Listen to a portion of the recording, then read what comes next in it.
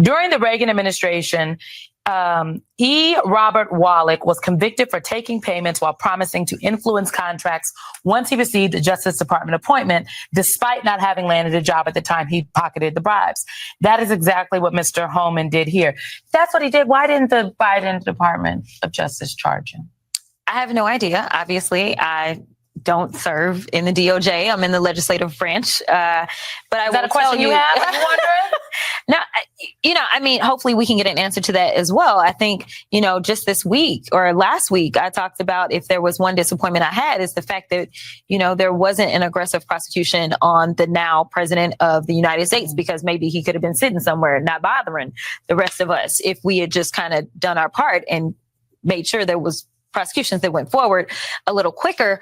But as it relates to this particular thing, I think it is important for the American people to understand that when it comes to things such as conspiracy, which is laid out in this letter, it's not whether or not the underlying offense actually takes place. For instance, when you were talking about solicitation, if you're talking about solicitation and it has to do with, say, prostitution, it's not a matter of whether or not the prostitution took place. The solicitation is complete once you actually engage in the agreement. That is enough for solicitation.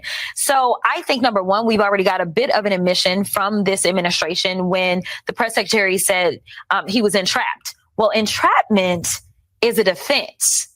And so you only get to use entrapment if you've actually committed the underlying offense. It's like self-defense, right? Like self-defense, you have to admit to committing the offense and then you can raise the defense. But that's the same thing with this entrapment thing that they're now saying.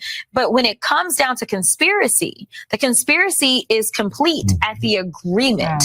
And so whether or not like you could actually carry it out doesn't matter. What matters is that you made the agreement. And now, just like we saw in Nixon, when Nixon decided, you know what, it's getting a little too hot in here, in a bipartisan way, they're about to boot me, I'm going to just go ahead and bow out.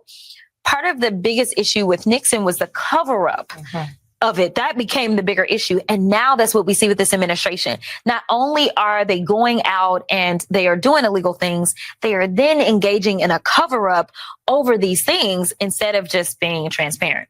It is, I do think that this is not just about Tom Holman, but he is another person in a long line of people in this administration. And it's like, do as I say, not as I do. Yeah. Right. And so I understand why you all are asking for the details, especially because the White House from the press briefing room, Caroline Leavitt the other day said, oh, he didn't take the money. And then when Laura Ingraham asked him, he said, well, I didn't do anything criminal or illegal.